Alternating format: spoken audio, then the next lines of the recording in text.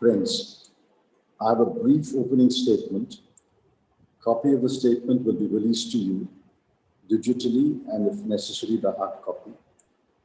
I will not read the whole of my statement. I'll read only a certain portion and then take questions.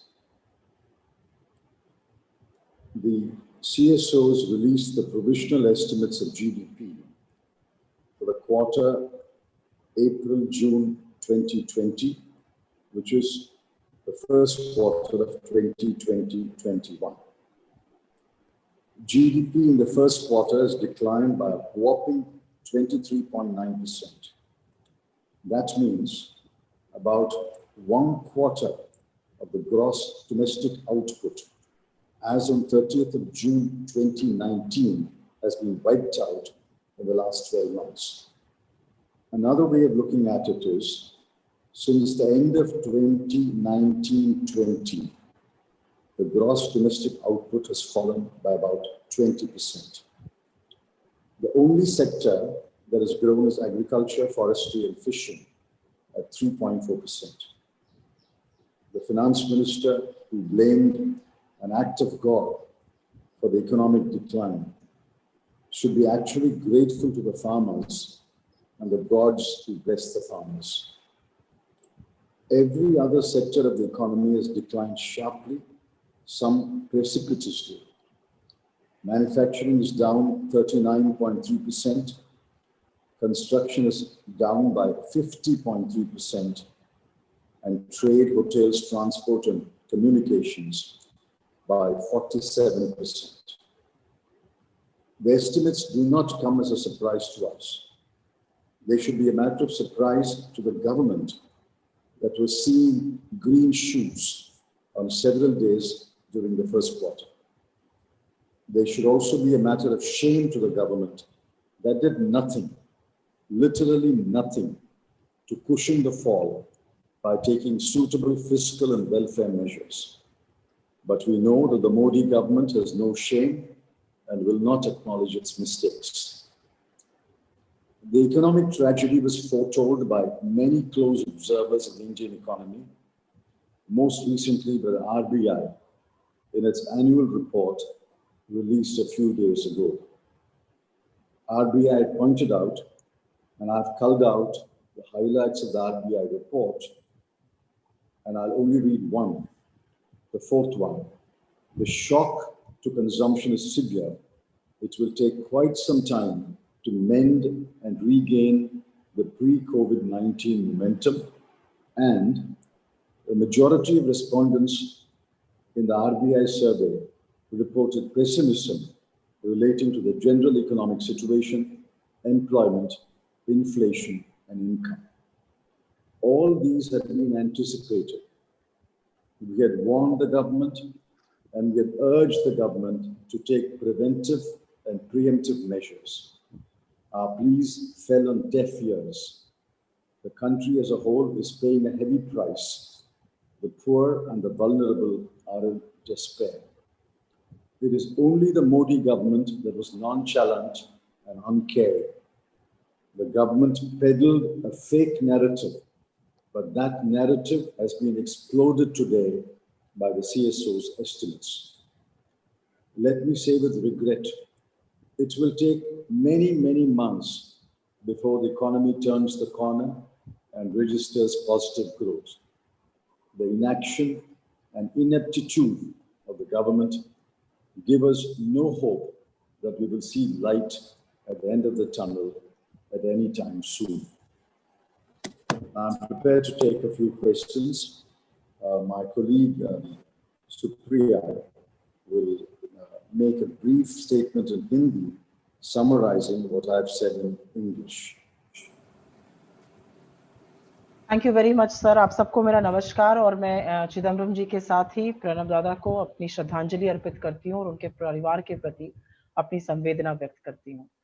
जो data आया है अभी थोड़ी देर पहले GDP का, पहली तिमाही में जीडीपी में संकुचन हुआ है लगभग 24% का। और जैसा कि चिदम्बरम जी ने बिल्कुल सही कहा कि अगर आप एक तरह से देखिए तो 30 जून 2019 से लेकर अभी तक करीब करीब 1/4, 12 महीने में 1/4 जीडीपी को वाइप आउट कर दिया गया, पूरी तरह से नष्ट कर दिया गया है।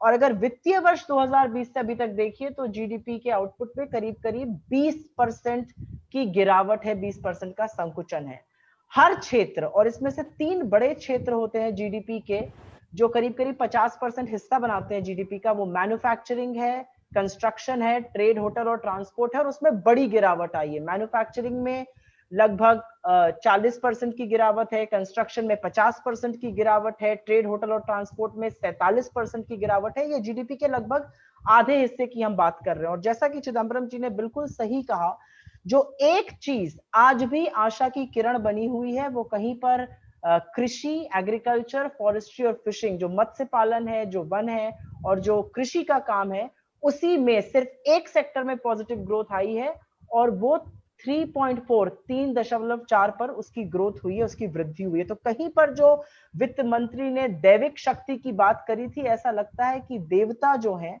वो आज भी इस देश के खेतीहर, इस देश के किसानों के साथ खड़े हैं। और मोदी सरकार बार बार किसी मुगालते के पीछे छिपने का साजिश करती रह जा रही है।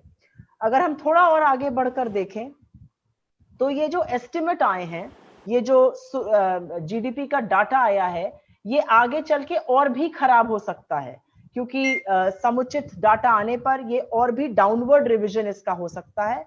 और जीडीपी का जो अंक होता है वो एक आंकड़ा ही नहीं होता है, वो किसी भी अर्थव्यवस्था में किस तरह की अवसर है, किस तरह की समृद्धि है, किस तरह की नौकरियां बन रही हैं, उसका संकेत होता है। और 24% का संकुचन मोटे तौर पर यह दिखाता है कि बड़ा वर्ग गरीबी की ओर जा रहा है, बहुत लोग बेरोजगार हुए हैं, देश में आर्थिक स्थिति बद से बदतर होती जा रही है।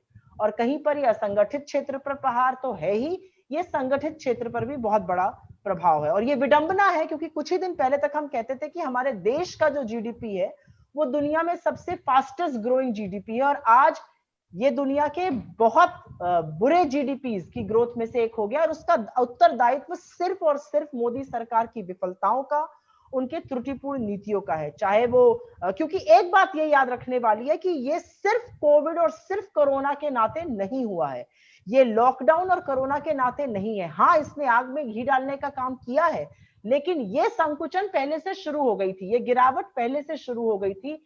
जीडीपी कोरोना के पहले 7 तिमाही से लगातार गिर रहा था। वित्तीय वर्ष 17 से लगातार गिर रहा था। 17 के वित्तीय वर्ष में जीडीपी की ग्रोथ 8.3 थी, जो गिरते गिरते 4.2 हो गई। नोटबंदी के बाद से लेकर अभी तक जो पिछला वित्तीय वर्ष बीता है, आधी हो गई है हमारी आर्थिक वृद्धि की जो ग्रोथ है, जो वृद्धि होती है। तो कहीं पर इसका, और कोविड के पहले ही बेरोजगारी 45 साल में सबसे ऊपर पहुंच गई थी, आर्थिक मंदी अपना पैर जमा चुकी थी। तो कहीं पर यह सरकार की विफलताओं का परिणाम है, क्योंकि बाकी देशों में इसका इफेक्ट हुआ है पर इतना बुरा नहीं हुआ है जितना हमारे देश में हुआ है। और इसका सिर्फ और सिर्फ एक और कारण है, और चिदम्बरम जी ने यह बिल्कुल सही कहा कि कहीं पर सरकार की आनाकानी, कहीं पर सरकार का बहानेबाजी, कहीं पर सरकार का सुर्खियां बटोरना ही इसका कारण है। राजकोषीय सहायता नहीं मिली, फिस्कल मेजर्स बहुत कम आए, जवानी जमा खर्च हुआ, आरबीआई पर बोझ लाद दिया गया, आरबीआई ने ऋण की दर घटाई, तरलता बढ़ाई, आरबीआई ने डिविडेंड दिया, लेकिन आरबीआई से लोन मिलता है और इतनी आशंका के वक्त कोई लोन लेने को तैयार नहीं। और इसीलिए अगर आप देखिए तो हमारी जो ऋण की गति होती है वो भी धीमी हो गई, उसका सिर्फ 5.4%, क्रेडिट ग्रोथ जो कहते हैं वो सिर्फ 5.4% हुई है। 20 लाख करोड़ का पैकेज घोषित हुआ, वो जवानी जमा खर्च था, उसने सुई की नोक को इधर से उधर भी नहीं किया, ना बेरोजगारी को खत्म किया, ना उपभोग को बढ़ाया, ना निवेश को बढ़ाया। और उसका नतीजा है कि कोरोना वायरस और लॉकडाउन के बाद जो पहले से आर्थिक मंदी घर कर चुकी थी हमारी अर्थव्यवस्था में, वो और भी बद से बदतर होती चली गई।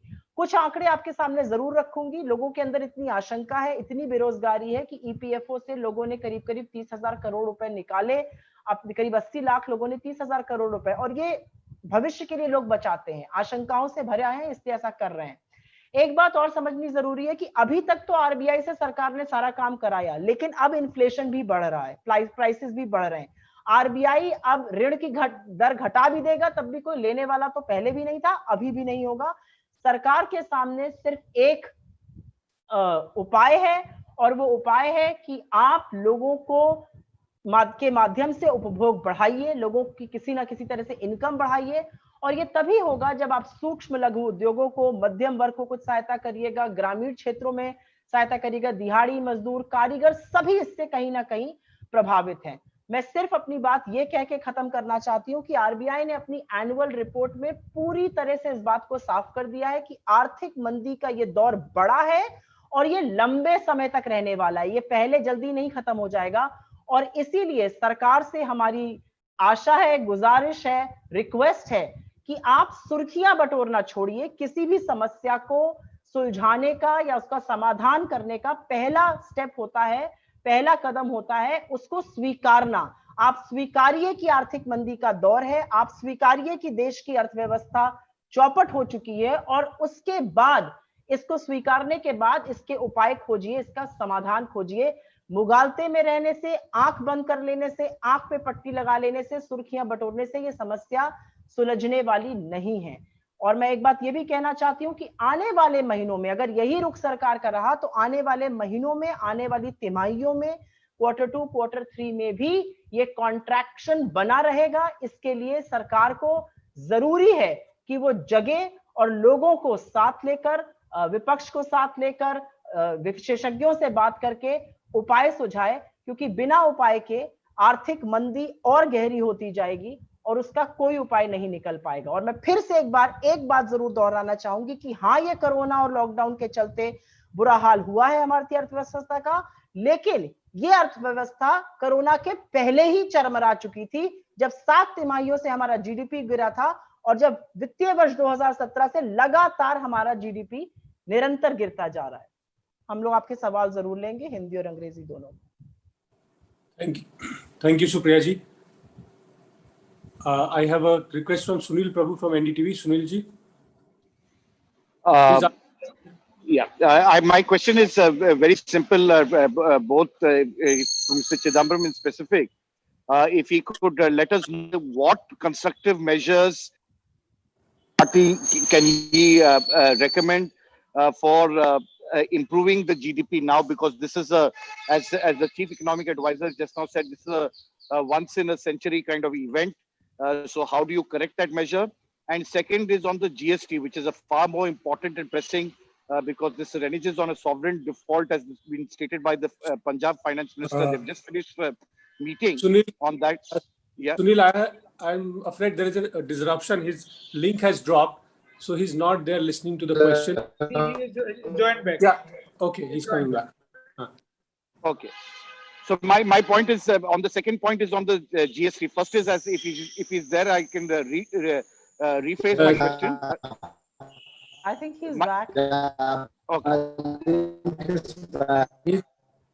His voice is dragging. Yeah. This is part of Digital India. Voice is dragging. Prashant. Yes, sir. She's joining from a different account. We'll find it. Okay, we'll wait. I think we can hear him. The voice is dragging. What is the question? Yeah. So Sunil, please go ahead. Yeah. Ask your question. My first question. Yeah. The first question is, as responsible opposition, what would you recommend to the government at this stage in terms of improving the GDP? Because what are the drastic measures that are required? Yeah. And the second question is on the GST compensation fund. The Punjab finance minister said that this is a sovereign default to a great extent. We understand that there are national interests at mind. How do we go forward? What are the steps to be taken? Because those two options are not acceptable. What does the Congress party believe is an amicable solution to this entire crisis, especially now that the GDP has gone down to 23.9%? How are they going to be able to meet the state's shortfall?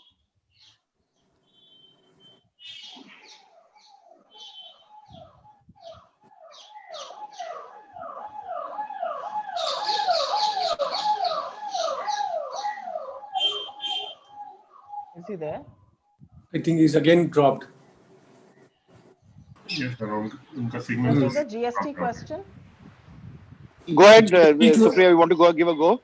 So I'm just saying that as far as the positive suggestions are concerned, I think from the very beginning we have been giving the government positive suggestions. Our first and foremost suggestion was the only way you can make your way out of this slowdown is if you improve consumption. And that is what the government is not doing. I mean, you know, these loan fares are not going to improve the condition of our people. And which is why we've been saying, do some kind of an income support, put money directly in the hands of people.